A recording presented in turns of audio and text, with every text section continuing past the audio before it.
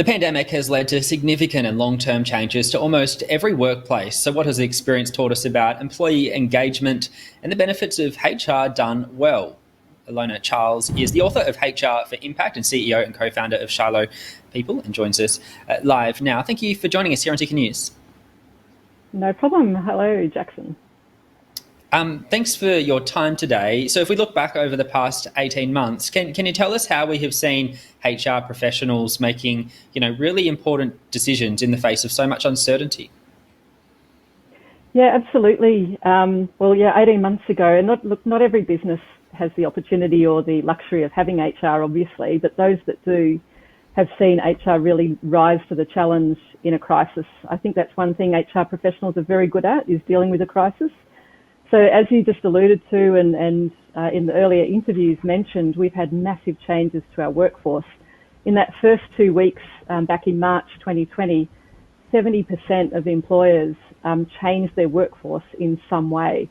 Now, in most of those companies where HR was there, they were the ones that had to deal with it on a day-to-day basis. So, mass moving of people to remote working, dealing with people's health and safety, productivity challenges, revenue losses, all of the things that we've heard over and over, and particularly in today's stories, even about Victoria and the roadmap coming out. HR are behind the scenes now helping their employers and their workforce manage that next iteration of what the pandemic plan holds for us. Are there any clear themes that are applied by successful HR leaders that, have been quite evident throughout the pandemic? Yeah, they have, Jackson, and this has been really the premise of my book as well. So there are really three key themes that I think make a good HR professional.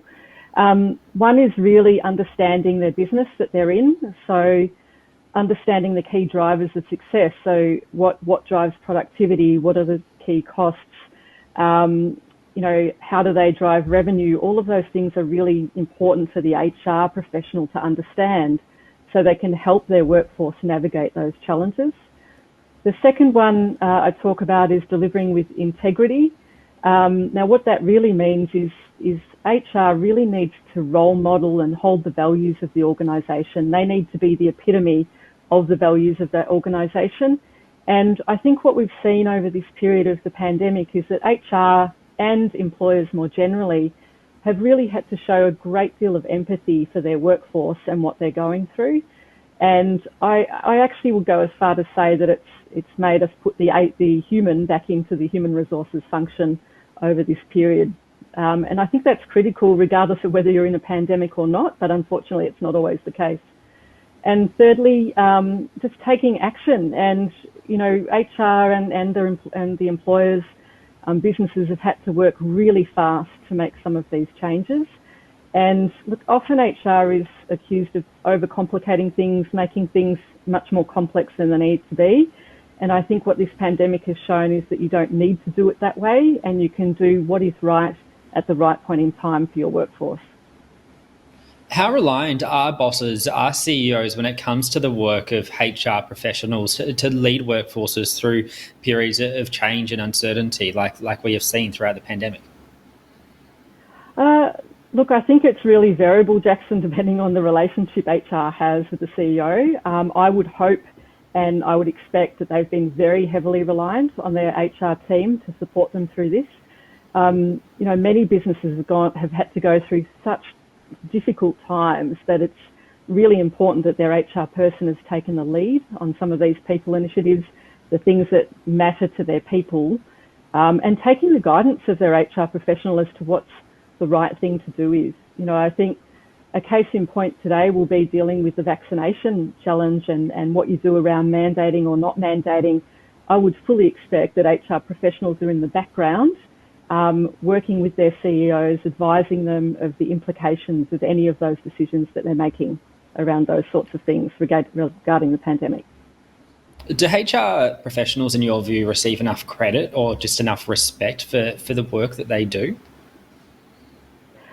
The short answer is no, not always. I think, and look, there's lots of good reasons for that. I think HR has, in general, had a bit of a credibility problem over the years, and there's lots of good reasons for that.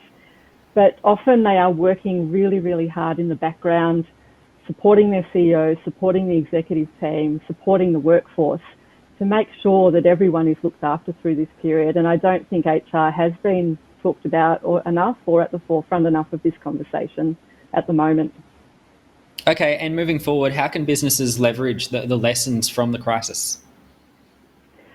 Well, I think businesses and HR can leverage everything they've learned. I think HR should position themselves as really right front and centre of the recovery, and in terms of organisational resilience, they should be there. But hopefully there's lots of things they've learned around treating people as people and as individuals, and I think that's really important. I think all too often workforces are seen as human capital or widgets or important parts of the cog of generating revenue, but they are people and we are all people. And I think that is one of the big benefits coming out of this pandemic, is that we have seen that people are really critical to the success of our businesses.